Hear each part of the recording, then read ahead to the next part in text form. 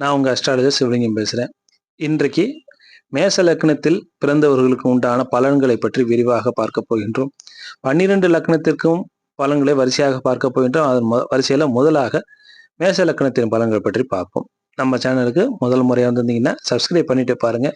75% பேருக்கு மேற்பட்டவர்கள் இன்னும் நம்ம சேனலை சப்ஸ்கிரைப் பண்ணாமல் பார்க்குறீங்கன்னு தெரிய வருது. சப்ஸ்கிரைப் பண்ணிட்டு பார்த்தீங்கன்னா அது எங்களுக்கு நீங்கள் தரக்கூடிய பேராதரவாக இருக்கும். சரி, வாங்க வீடியோக்குள்ள போகலாம். தகடோடு எகரேல் அப்படின்னு ஒரு பழமொழி உண்டு. மேசராசியை பற்றி கூறப்பட்ட பழமொழியாகும் இது. எதற்கெடுத்தாலும் எகிரியே பழக்கப்பட்ட ராசி இந்த ராசி. இயற்கையிலேயே யாருக்கும் கட்டுப்படாத சுதந்திர தன்மையோடு வைராக்கியத்தோடு செயல்படக்கூடிய ராசி இந்த ராசி.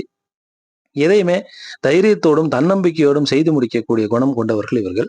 வெற்றி ஒன்றையே லட்சியமாக கொண்டிருப்பவர்கள். தோல்வியை கண்டு தோண்டு போக மாட்டார்கள். அந்த பழக்கம் இவர்களுக்கு கிடையாது. உடஞ்சா மண்டை இல்ல மலை உடையணும், மலையில முட்டி மோதணும், உடஞ்சா மண்டை உடையட்டும் இல்லைன்னா மலை உடையட்டும் அப்படின்னு துணிச்சலோடு செயல்படக்கூடியவர்கள் இவர்கள். அது இன்னொன்று பார்த்தீங்கன்னா, ஸ்மார்ட் ஒர்க்கை விட ஹார்ட் ஒர்க்கு நெவர் ஃபெயில்ஸ்ன்னு நினைக்கக்கூடியவர்களாக இருப்பார்கள். ஏன்னா மலையை எப்படி உடைக்கணும் அப்படின்னு பிளான் பண்ணி திங்க் பண்ணிலாம் உடைக்க மாட்டாங்க. சும்மா குருட்டுத்தனமா போய் செயல்படக்கூடிய குணம் இவர்களுக்கு இருக்கும். அதனால தான் மேசராசிக்கு ஆட்டை சின்னமாக வைத்திருக்கிறார்கள். எதிலும் ஒரு அவசரம் இருக்கும், ஒரு துடுக்குத்தனம் இருக்கும். காலில் வெந்நீரை ஊற்றியது போலவே ஒரு படபடப்புடன் செயல்படுவார்கள். இவர்கள் நினைத்த காரியத்தை நினைத்த நேரத்துல செய்யாவிட்டால் தூக்கம் வராது இவர்களுக்கு. நினைச்ச உடனே ஒரு காரியத்தை முடிச்சிடணும். மூக்கிற்கு மேல் சுல்லனு கோபம் வரக்கூடிய அமைப்புகள் இவர்களுக்கு உண்டு. எதையுமே நேருக்கு நேர் செயல்படுத்தக்கூடிய குணம் இவர்களுக்கும் இருக்கும். நரித்தனம் இவர்களுக்கு இருக்காது.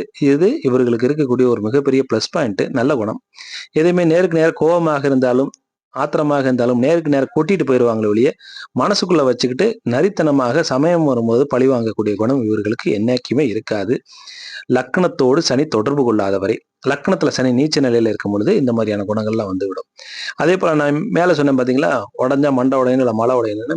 அந்த மாதிரி குணம் இருக்கக்கூடியது மேசராசியாக இருந்தாலும் கூட லக்னத்துல புதன் இருந்தா அந்த மாதிரி குணம் இருக்காது. கொஞ்சம் யோசிச்சு செயல்படக்கூடிய, புத்திசாலித்தனமாக செயல்படக்கூடிய, ஸ்மார்ட் ஒர்க்கை நம்பக்கூடிய குணம் ஜாதகருக்கு வந்துவிடும். ஆக இது பொது பலன்களாக பார்த்துக்கிட்டே வர்றோம். மேச லக்னம் மேச ராசியில எத்தனையோ பேர் பிறந்து இருந்தாலும் கூட அவர்களுக்குள்ள பாத்தீங்கன்னா மனம், செயல், சிந்தனை, பண்பு, கல்வி, வருமானம், தொழில், நடைமுறை வளர்ச்சி என பல விஷயங்கள்ல சிறு வித்தியாசமாவது இருந்தாலும் கூட பொதுத்தன்மைகள்ல பல ஒற்றுமைகள் இருக்கவே செய்யும். அதைத்தான் நாம மேல பார்த்தோம். இப்ப கீழையும் பார்க்க போறோம். இதுக்கு அடுத்தாப்புலையும் பார்க்க போறோம்.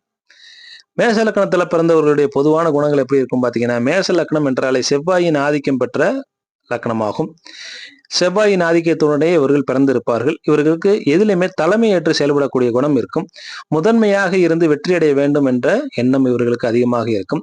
செவ்வாயே தளபதி என்று அழைக்கப்படக்கூடிய கிரகமாகும். அதனால எதையுமே தலைமை ஏற்று செயல்படக்கூடிய குணம் கொண்டவர்களாக இருப்பார்கள். தலைமைத்துவத்துக்கு காரகமாக இருக்கக்கூடிய சூரியன் உச்சம் பெறக்கூடிய வீடு மேச வீடு. அதனால இவர்களும் அதே போலவே செயல்படுவார்கள். கோச்சாரத்துல இருக்கக்கூடிய செவ்வாய், கோச்சாரத்துல சுத்தி வரக்கூடிய செவ்வாய் விருச்சிகத்துக்கு எப்பெல்லாம் வர்றோ அப்பெல்லாம் ஜாதகர் போராடி வெற்றி அடையக்கூடிய சூழ்நிலைகள் ஏற்படும். அதே போல மேச லக்னக்காரர்களுக்கு தாய் மீது அதிகமாக பாசம் வைத்திருப்பார்கள். ஒரு குடும்பத்துல பொதுவாகவே மேச லக்னத்துக்காரர்கள் ஆண் பிள்ளையாக, தலைச்சன் பிள்ளையாக பிறப்பார்கள்.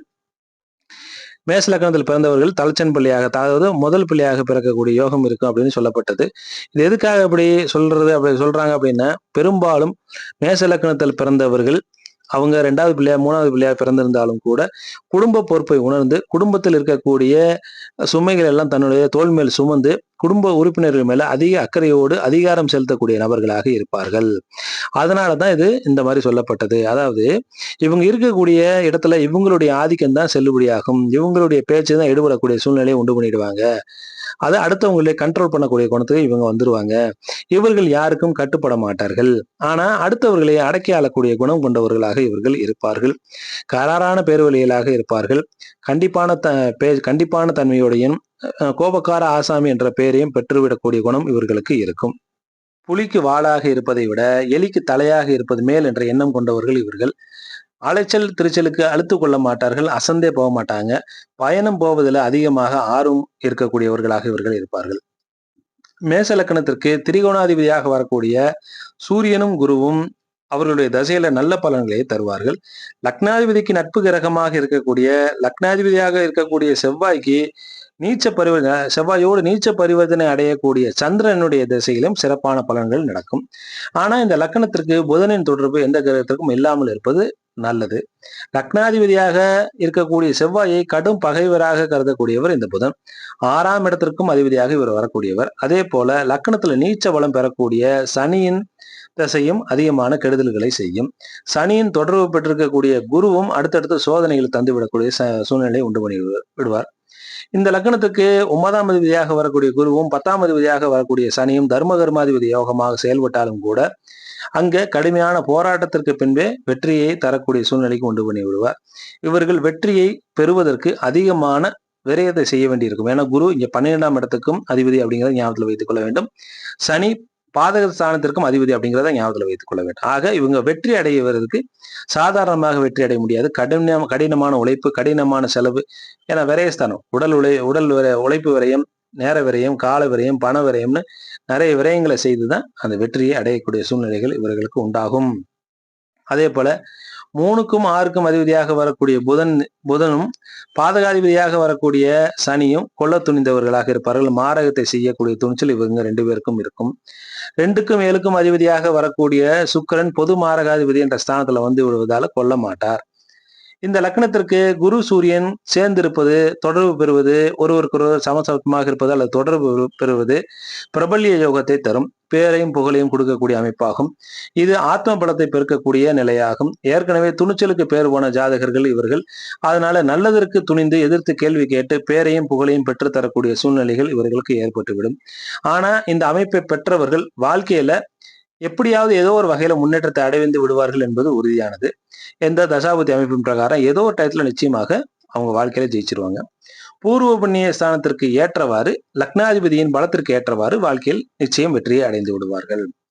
ஆனாலும் கூட இந்த லக்னத்திற்கு சனி புதன், சனி சுக்கிரன், சனி செவ்வாய், புதன் செவ்வாய், அதுக்கடுத்து சனி ராகு, செவ்வாய் ராகு கேது போன்ற அமைப்புகள் ஏற்படும் பொழுது எதிர்பாராத வகையில் ஜாதகரை ஏதோ ஒரு வகையில பாதித்து விடும். எப்படின்னு பாத்தீங்கன்னா கடன் தொல்லை, நோய் தொல்லை, தொழில பாதிப்பு, எதிர்பாராத இழப்புகள், தொழில போட்டி பொறாமையோடு செயல்படுது, தொழில முடக்கங்கள் ஏற்படுவது, வம்பு வழக்கு பிரச்சனைகள் தருவது, யோசிக்காமல் செயல்பட்டு சிக்கல்ல மாட்டிக்கொள்வது. ஏன்னா லக்னாதிபதி 8க்கும் அதிபதியாக வருவதால இவர்களே தவறான முடிவுகள் எடுப்பார்கள். இவர்களே தனக்குத்தானே ஆப்பு வைத்துக் கொள்ளக்கூடிய சூழ்நிலையில் இருப்பாங்க. ஆகிய பலன்கள் நடக்கக்கூடிய சூழ்நிலைகள் உண்டாகிவிடும். இதெல்லாம் எப்ப நடக்கும்னா குறிப்பிட்ட கிரக தசாபுத்தி அமைப்புல வந்து பாதிப்புகளை ஏற்படுத்தும். அதுக்கு அடுத்தாப்புல லக்னாதிபதியாக இருக்கக்கூடிய செவ்வாய் லக்னத்திலே இருந்தா என்ன விதமான பலன்கள் அப்படின்னு பாத்தீங்கன்னா, லக்னாதிபதியாக இருக்கக்கூடிய செவ்வாய் லக்னத்துல ஆட்சி பலம் பெறுவது நல்லது அப்படின்னு எடுத்துக்கிட்டாலும் கூட இங்க அஷ்டமாதிபதியாக அவரே வருவார். அதனால லக்ன செவ்வாய் நல்லது கெட்டது என இரண்டையும் கலந்து செய்யக்கூடிய சூழ்நிலையில வந்துவிடும். ஜாதகர் எதையுமே எடுத்தோம் கவிழ்த்தோம் என செயல்பட்டு சிக்கல்ல மாட்டிக்கொள்வார்.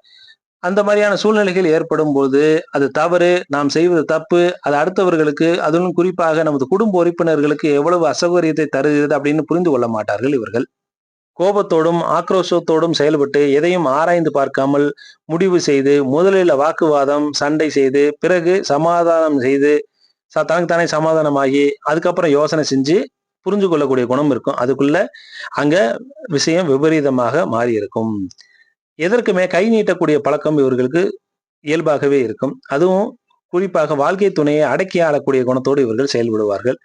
சாகச பிரியர்களாக இவர்கள் இருப்பார்கள். சாகசத்தின் மூலமாக அடிக்கடி கையில கட்டு காலில் கட்டுன்னு போடக்கூடிய சூழ்நிலைகள் உண்டாகும். ஏன்னா லக்னாதிபதி 8க்கும் அதிபதியாக வரக்கூடிய சூழ்நிலையினால லக்ன சனின்னு எடுக்கும் பொழுது இங்க லக்னத்துல சனி நீச்ச நிலையை அடையக்கூடிய அமைப்பு உண்டாகிவிடும். ஜாதகரை படு சோம்பேறி ஆக்கக்கூடிய சூழ்நிலைகள் இருக்கும். கம்பீரமான தோற்றத்தை காலி செய்துவிடும் இந்த லக்ன சனி. ஏற்கனவே பார்த்தோம் குள்ளநரித்தனத்தை தரக்கூடிய சூழ்நிலைகள் இந்த லக்னத்துல இருக்கக்கூடிய நீச்ச சனி ஜாதகருக்கு கொடுத்து விடுவார். எதை நேருக்கு நேரம் செயல்பட விடாம ஜாதகரை முடக்குவார். ஜாதகரை குதர்க்கவாதியாக ஆக்கி விடுவார். எதற்கும் லாய்க்கற்ற மனிதராக சில சமயங்கள் ஆக்கி விடுவார். பிறர் உழைப்புல வாழக்கூடிய சூழ்நிலைகளும் சிலருக்கு ஏற்பட்டுவிடும். சனியே 10க்கும் 11க்கும் அதிபதியாக வருவதால தொழிலே பாதிச்சிடும். தொழில லாபங்களும் பாதித்துவிடும். தாமதமான திருமணம், கலப்பு திருமணம், சிலருக்கு ஆயுள் தோஷம் அப்படிங்கிற அமைப்பும் உண்டாகும். விதிவிலக்கு குருவோட பார்வை இந்த சனிக்கு விழுகும் பொழுது பலன்கள் மாறுபடும். அதுக்கடுத்தாப்புல லக்னத்துல சூரியன் இருக்காருன்னு வைங்க. இங்க சூரியன் உச்சஸ்தானத்துல உச்ச வலுவுல உட்கார்ந்திருப்பார். இது தலைமை பண்பு தரக்கூடிய அமைப்பாகும். எதற்குமே முன் இருக்கக்கூடிய குணம் இருக்கும். யாருக்கும் தலை வணங்காத தன்மையாக இருக்கும். சிங்கத்தை போல ஜாதகர் இருப்பார். யாரும் கிட்டே நெருங்க முடியாத அளவுக்கு கம்பீரமான தோற்றத்தோடு இருப்பார். கம்பீரமான குணாதிசயத்தோடு இருப்பார். அரசியல்ல ஜாதகருக்கு அதிகமான ஈடுபாடுகள் இருக்கும். அரசு வேலை கிடைக்கக்கூடிய சூழ்நிலைகள், அரசு சார்ந்த அனுகூலங்கள் கிடைக்கக்கூடிய அமைப்புகளும் சிலருக்கு ஏற்படும். தந்தை மீது அன்போடு இருப்பார் ஜாதகர். தந்தை கண்டிப்பானவராக இருப்பார். தந்தையே ஜாதகருடைய வாழ்க்கையில் அதிகமான முடிவுகள் எடுக்கக்கூடிய சூழ்நிலைகள் உண்டாகும். சுயதொழில் செய்யணுங்கிற எண்ணம் ஜாதகருக்கு அதிகமாக இருக்கும். அடுத்தவங்க கிட்ட போய் கைகட்டி வேலை பார்க்க கூடாது அப்படிங்கிற எண்ணம் ஜாதகருக்கு அதிகமாக இருக்கும். அதே போல ஜாதகருக்கு தலையில முடி குறைந்து இருக்கும். முடியோட அடர்த்தி குறைவாக இருக்கும். சிலருக்கு வலிக்கை விழக்கூடிய சூழ்நிலை உண்டாகும். ஏன்னா பித்த தேகமாக ஆயிடும். சிலருக்கு பைல்ஸ் கம்ப்ளைண்ட் வருவதற்கான, வயிற்றுல பிரச்சனைகள் வருவதற்கான, மைக்ரேன் பிரச்சனை வருவதற்கான அமைப்புகளும் ஏற்படுத்திவிடும். அடுத்தவரை தண்டிப்பதுல ஆனந்தமாக செயல்படக்கூடிய சூழ்நிலைகள் இவர்களுக்கு இருக்கும். ஆனாலும் நல்ல கைடு, நல்ல கவுன்சிலராக, அடுத்தவர்களுக்கு நல்ல அறிவுரையாளராக, நல்ல ஒரு எடுத்துக்காட்டாக வாழக்கூடியவர்களாக இருப்பார்கள். சமயப்பற்று மிக்கவர்களாக இவர்கள் இருப்பார்கள். ஆக ஏற்கனவே சொன்ன மாதிரி சூரியன் புதன் ரெண்டுமே ஒன்னா சுத்திக்கிட்டே இருக்கக்கூடிய கிரகம். இங்க சூரியன் அமர்ந்திருக்கும் பொழுது புதன் அங்க சேர்ந்து இருந்தாருன்னு சொன்ன, அங்க கொஞ்சம் யோசிச்சு கொஞ்சம் நெளிவு சிரிவோடு செயல்படக்கூடிய குணத்தை கொடுத்தாலும் கூட இந்த நோய் தொந்தரவு நான் சொன்ன பார்த்தீங்கன்னா, இந்த மைக்ரேன், பித்த தேகமாக இருக்கிறது, முடி கொட்டுறது, அதுக்கப்புறம் வயிற்றுல பிரச்சனைகள் உருவாக்குறது, இந்த மாதிரியான பிரச்சனைகளும் தருவார். ஏன்னா இவர் 6க்கும் அதிபதியாக புதன் வருவார். அதே போல ஜாதகரை பொறுத்த வரைக்கும் பொறுமையாக இருப்பதோ, கொஞ்சம் ஃபிளெக்சிபிலிட்டியாக இருக்கக்கூடிய தன்மையோ குறைந்து போகும். அட்ஜஸ்ட்மெண்ட் ஜாதகருக்கு, அட்ஜஸ்ட்மெண்ட்ற வார்த்தை அவருக்கு பிடிக்காது. இவருக்கு வரக்கூடிய வாழ்க்கை துணையின் பாடு கொஞ்சம் திண்டாட்டமாக இருக்கக்கூடிய சூழ்நிலையாக இருக்கும். அதுக்கடுத்து லக்னத்துல சந்திரன் இருக்குதுன்னு வைங்க. லக்னத்துல சந்திரன் இருக்கும் பொழுது ஜாதகர் மேன்லினஸோடு இருப்பார். பெண்களாக இருக்கும் பொழுது மிடுக்கான தோற்றத்தோடு ஜாதகிகள் இருப்பார்கள். சுகவாசியாக ஜாதகர் இருப்பார். பயணம் அதிகமாக பிடிக்கும். இயற்கையை ரசிக்கக்கூடிய குணம் ஜாதகருக்கு இருக்கும். காதல் வசனம் பேசுவது ஜாதகருக்கு பிடிக்கும். அதுவும் தன்னுடைய ஈகோவை விட்டு கொடுக்காம பேசக்கூடிய குணத்தோடு ஜாதகர் இருப்பார். தாய் மீது அதிகமாக பாசம் கொண்டவராக ஜாதகர் இருப்பார். லக்னத்துல புதன் இருக்கும் பொழுது அடிக்கடி நோய் தொல்லைகள் ஏற்படும். ஆனா ஞாபக மறதியும் ஏற்படக்கூடிய சூழ்நிலைகள், ஒற்றை தலைவலி ஏற்படுவது, என்ன ஏற்கனவே பார்த்தீங்கன்னா சூரியன் புதன் சேர்க்கை இருக்கும் பொழுதுலாம் மைக்ரேன் தலைவலி வருவதற்கான அமைப்புகள் உண்டாக்கிவிடும். ஆனாலும் கூட எல்லோரோடையும் சகஜமாக பழகக்கூடிய குணம் இருக்கும். அதிகமான நண்பர்கள் வைத்திருப்பார்கள்.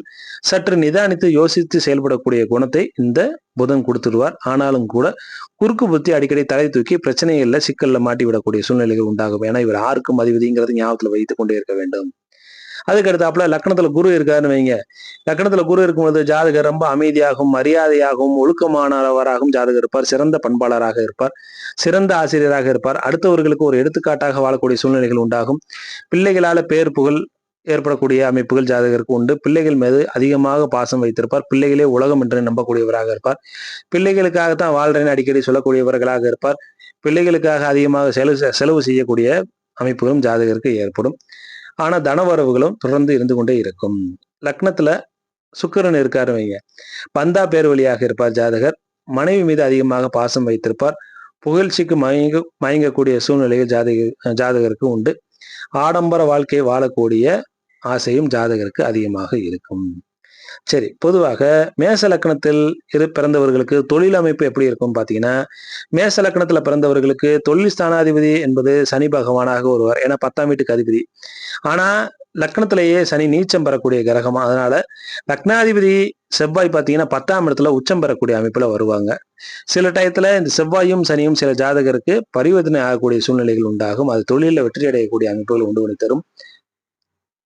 அதே போல இங்க 6ஆம் அதிபதியாக புதன் பகை கிரகமாக வருவதால இவர்களுக்கு வேலைக்கு போவது சுத்தமாகவே பிடிக்காது. சுயதொழில் ஆர்வம் அதிகமாக இருக்கக்கூடிய சூழ்நிலைகள் உண்டாக்கும். யாரும் இவர்களை விமர்சித்தால் இவர்களுக்கு பிடிக்காது. சுயதொழில அதிகமாக விருப்பங்கள், ஈடுபாடுகள் இருக்கக்கூடிய சூழ்நிலைகள் உண்டாகும். சனி பாதகாதிபதியாக வருவதால இந்த லக்னத்துல பிறந்தவர்கள் தன்னிடம் வேலை பார்ப்பவர்கள்ட்ட எப்பொழுதுமே அதிக அன்போடையும் அனுசரணையோடையும் நடந்து கொள்வது நல்லது. ஏன்னா லாயலான லேபர்கள் இவர்களுக்கு அமைய மாட்டார்கள். டிரைவர்னு ஒருத்தர் இருந்தா சார் 4 மாசம் இருக்காங்க, 5 மாசம் இருக்காங்க, இங்கே போயிட்டே இருக்காங்க சார், என்ன பிரச்சனைன்னு தெரியல சார்பாங்க. ஆனா பிரச்சனை இவர்கள்ட்ட தான் இருக்கும். கொஞ்சம் அனுசரிச்சு விட்டு கொடுத்து போக மாட்டாங்க. தாட்டு போட்டு டக்குன்னு கோவம் வந்தா உடனே அவங்க திட்டிடுவாங்க. இவன்ட்ட யாரை எவ்வளோ ஆக்குறதுன்னா அந்த டிரைவரும் வேலையை விட்டு போயிட்டே இருப்பாங்க. உதாரணத்துக்காக டிரைவருங்க. இவங்களே ஒரு ஃபேக்டரி வச்சு நடத்துறாங்க, ஒரு கம்பெனி வச்சு நடத்துறாங்க, ஒரு ஆஃபீஸ் வச்சு நடத்துறாங்கனாலும் இவர்களிடம் வேலை பார்க்கிறவர்களுடைய நிலைமை கொஞ்சம் கஷ்டமானது தான். டக்கு டக்குன்னு கோவப்படக்கூடிய குணம் இருக்கும். ஆனா மனசுக்குள்ள ஒண்ணும் வச்சுக்க மாட்டாங்க. இவர்களைப் போல உதவி செய்வதற்கும் ஆட்கள் யாரும் இருக்க மாட்டார்கள், இவர்களுடைய லேபருக்கு. சரி. ஆனா அதனால வரக்கூடிய இவர்கள்ட்ட பணிபுரியக்கூடிய தொழிலாளர்கள்ட்ட கொஞ்சம் அனுசரணையோடையும், அன்போடையும் நடந்துக்கிட்டாங்கன்னா, லாயலான லேபர்கள் கிடைப்பதற்கான அமைப்புகள் உண்டாகும். அடுத்தாப்புல மேச லக்கணத்திற்கு தசாபுத்தி அமைப்பை வச்சு பார்ப்போம். முதல்ல செவ்வாய் தசை. செவ்வாய் 1க்கும் 8க்கும் அதிபதியாக வரக்கூடிய அமைப்புல இவருக்கு அஷ்டம தோஷம் இல்லை அப்படின்னு சொல்லப்பட்டாலும் கூட, இவர் எந்த வீட்டோடு தொடர்பு பெற்று தசை நடத்துகிறார் அப்படிங்கிறத நாம கவனிச்சு பார்க்க வேண்டும். ஏன்னா ஏற்கனவே லக்னாதிபதி தசை கெடுதலை செய்வாரா அப்படின்னு தனியாக ஒரு வீடியோவை போட்டிருக்கோம். லக்னாதிபதி எந்த வீட்டோடு தொடர்பு கொள்கிறார் அப்படிங்கிறது மிக மிக முக்கியமானது. ஆனா வாழ்க்கையில பெரிய லெவல்ல இறக்கத்தை கொடுக்க மாட்டாங்க. லக்னாதிபதி தசை, அதாவது மேச லக்னத்துக்கு 8ஆம் அதிபதியாக வருவார், துலா லக்னத்துக்கு 8ஆம் அதிபதியாக வருவார், ரிஷப லக்னத்துக்கு 6ஆம் அதிபதியாக வருவார். இந்த மாதிரியான அமைப்புல வரும் பொழுது வாழ்க்கையில பெரிய லெவல்ல இறக்கத்தை கொடுக்காட்டியும் கூட கஷ்டத்தையும் சேர்த்தே கொடுத்து கொண்டே இருக்கக்கூடிய அமைப்புகள்ல வந்துவிடும். சரி, இப்ப செவ்வாய்க்கு பாத்தீங்கன்னா புதனுடைய தொடர்பு இருப்பது நல்லது அல்ல. அது கடுமையான நோய் தொந்தரவு, கடன் தொல்லை, வழக்கு, வம்பு வழக்கு, பிரச்சனை அப்படிங்கிற மாதிரியான அமைப்பை தந்துவிடும். இந்த செவ்வாய்க்கு சுக்கிரன், சந்திரன், குரு, சூரியனோடு இணைந்து தசை நடத்துவது மிகப்பெரிய யோகத்தை தரும். சனி, புதன், ராகு, கேதுவோடு இணைந்து தசை நடத்தக்கூடாது. அதுக்கு அடுத்தாப்புல 2க்கும் 7க்கும் அதிபதியாக இருக்கக்கூடிய சுக்கிரன், லக்னாதிபதியாக இருக்கக்கூடிய செவ்வாய் சம கிரகமாகும். சுக்கிரனுக்கு செவ்வாய் சமம், செவ்வாய்க்கு சுக்கிரன் சமம் என்ற அந்தஸ்துல வரக்கூடியவர்கள். அதனால அதீதமான கெடுபலன்களை சுக்கிரன் செய்ய மாட்டார், சனியோடையும் புதனோடையும் இணையாமல் இருக்கும் வரை. அதே போல இங்க சுக்கிரன் பாத்தீங்கன்னா 12ஆம் இடத்துல இருந்து தசை நடத்துறாருன்னு வச்சா அது யோகமான திசையே. ஜாதகரை ரொம்ப அனுபவிச்சு மறைமுகமான இன்பங்களை தந்து சேமிப்புகள் இல்லாத அளவுக்கு நிறைய சம்பாரிச்சு நிறைய செலவு செய்யக்கூடிய அமைப்புகளை உண்டு பண்ணி தந்துவிடும். ஆனா அதே நேரத்துல ஜாதகருக்கு நோய், கடன், வழக்கு போன்ற பிரச்சனைகளும் தொடர்ந்து ஏற்படுவதற்கான அமைப்புகளை உண்டாக்கி தந்துவிடும். இங்கே சூரியனுடைய சந்திரனுடைய இணைந்து தசை நடத்துவது ஓரளவுக்கு ஜாதகருக்கு ஒரு பாதுகாப்பான சூழ்நிலையாக இருக்கும். அதே போல 2ஆம் இடத்துல 7ஆம் இடத்துல இருந்து தசை நடத்தும் பொழுது திருமண வாழ்க்கையும் நல்லபடியாக இருக்கக்கூடிய அமைப்புல இருக்கும். ஆனா தாம்பத்தியத்தை பாதிக்கக்கூடிய அமைப்புல சில சமயங்கள்ல 7ஆம் இடத்துல இருக்கக்கூடிய சுக்கிரனால் ஏற்படும். 3க்கும் 6க்கும் அதிபதியாக வரக்கூடிய புதன் தசா வராமல் இருப்பதே யோகக்கார மேச லக்னமாக இருப்பார்கள். ஏன்னா புதன் தசா நல்லது செய்யாது. சூரியனோடு இணைந்து இருக்கும் பொழுது, சூரியனோடு ரொம்ப நெருங்கி அஸ்தமனம் பெற்று இருக்கும் பொழுது ஓரளவுக்கு சுமாரான தசாவாக நடந்து ஜாதகரை ஓரளவுக்கு தள்ளி நகர்த்தி கொண்டு போய் விடுவார். 1ஆம் இடத்துல இருப்பது 6க்கு 8ஆம் இடத்துல மறைவு ஸ்தானம், பாவத் பாவ அடிப்படையில் 6க்கு 8 என்ற மறைவு ஸ்தானத்துல வந்து விடுவார். 3ஆம் இடத்துல தொடர்பு கொள்வது நல்லது. அதே போல 5ஆம் இடம் என்பது 6க்கு 12ஆம் இடமாகும். அதனால இந்த இடங்கள்ல சிறப்பான இடங்கள், நல்ல பலன்கள் அதிகமாக கிடைக்கும்.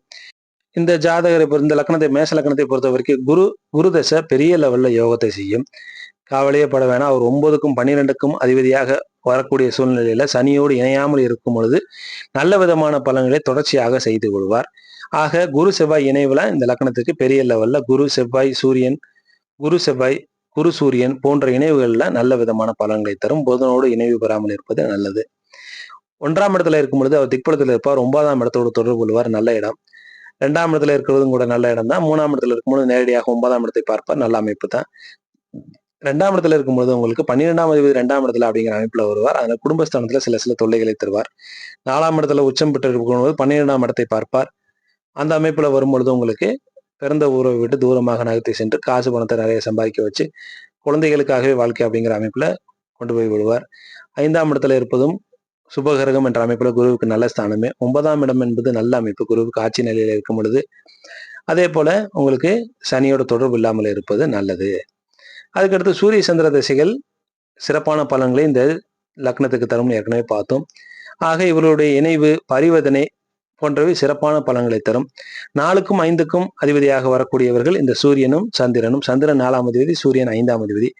ஆக தர்மகர்மாதிபதி யோகத்துல பாதி அளவு யோகத்தை இந்த 4க்கும் 5க்கும் அதிபதியாக வரக்கூடிய சூரிய சந்திர திசைகள் தரும் அப்படிங்கிற அமைப்பினால்தான் இந்த லக்னத்துக்கு சூரிய தசை சந்திர தசை மிகப்பெரிய நல்ல பலன்களை தருகின்றது. குறிப்பாக சூரிய தசை இந்த லக்னத்துக்கு அற்புதமான பலன்களை தரும். ஆனா சூரியனுக்கு சனியோட தொடர்பு இருக்கக்கூடாது. இந்த லக்னத்திற்கு வரவே கூடாத தசைன சனி திசையாகும். தீவினை கர்ம பலன்களை தரக்கூடிய தசை சனி தசை. ஆக சனி தசை வரக்கூடாது. அதுவும் 11ஆம் இடத்தோடு தொடர்பு பெற்று சனி தசை வரக்கூடாது. இதே போல மேச லக்னத்தில் பிறந்திருப்பவர்களுக்கு சனி தசை எவ்வாறெல்லாம் துன்பத்தை அடைந்தார்கள்ன்றதுக்கு என்கிட்ட நிறைய உதாரண ஜாதகம் இருக்குது. அது அவ்வளவு தூரத்துக்கு சிறப்பான பலன்களை தராது. ஓரளவுக்கு இப்ப குருவோட சேர்ந்து இருக்காருன்னு வைங்க, அப்ப குரு தசை ஓரளவுக்கு கெடுத்தாலும் கூட சனி தசை ஓரளவுக்கு கை கொடுத்துரும் ஜாதகருக்கு. அதே போல சுக்கிரனோட சேர்ந்திருந்தாலும் குடும்ப வாழ்க்கையை கெடுத்தாலும் தொழில் வகையில ஓரளவுக்கு ஏற்றத்தை தரக்கூடிய அமைப்புல ஜாதகருக்கு கை கொடுத்து விடும். ராகு கேது எடுத்துக்கொண்டோம்னா அவங்க சுக்கிரன், சனி, புதன் ஆகிய கிரகங்களோடு இணைவு பெற்று தசை நடத்தாமல் இருப்பது நல்லது. இந்த லக்கணத்தை பொறுத்த வரைக்கும் இந்த லக்கணத்தில் பிறந்தவர்கள் வழிபட வேண்டிய அமைப்பு எதுன்னு பார்த்தீங்கன்னா, தொழிலில் வெற்றி பெறுவதற்கு சிவ வழிபாட்டை தொடர்ந்து செய்வது நல்லது. அதே போல கொஞ்சம் நிதானத்தோடு நடந்து வெற்றிகளை அடைய வேண்டும் அப்படின்னா குரு வழிபாடு, யாரையாவது ஒருத்தர் குருவாக ஏற்றுக்கொண்டு அவர்களுடைய கொள்கைகளை தவறாமல் பின்பற்றி வாழ்ந்து வருவது நிதானமான வாழ்க்கையை தரும். பிரச்சனைகளை அதிகமாக சந்திக்காமல் ஜாதகர்கள் தப்பித்து விடலாம். முருகனை வழிபாடு செய்து விட்டு வந்தோம்னா எதிரிகள் அழியக்கூடிய சூழ்நிலைகள் உண்டாகும். யோகத்தை தரக்கூடிய நிலையாக இருக்கும். இவர்களுக்கு சிவப்பு நிறமும் மஞ்சள் நிறமும் யோகத்தை தரக்கூடிய நிலையாகும். பவளம் இவர்களுக்கு யோகத்தை தரக்கூடிய ரத்தின கல்லாகும். சரி நண்பர்களே, இன்னைக்கு மேச லக்னத்திற்கு உண்டான பலன்களை பற்றி பார்த்தோம். இனி அடுத்தடுத்து வரக்கூடிய பதிவுகளை ஒவ்வொரு லக்னத்திற்கும் உண்டான பலன்களை பற்றி விரிவாக பார்ப்போம். நிச்சயம் இந்த பதிவு உங்களுக்கு பிடிச்சிருக்கும் நம்புறேன். மீண்டும் நல்ல ஒரு பதிவில் உங்களை சந்திக்கும் வரை விடைபெறுகிறேன். இந்த பதிவு யாருக்கெல்லாம் தேவைப்படுதோ மேச லக்னத்தில் பிறந்த உங்களுடைய நண்பர்கள் தெரிந்தவர்களுக்கு ஃபார்வர்டு பண்ணுங்க. அவங்களும் கேட்டு பலன் அடையட்டும். நன்றி, வணக்கம்.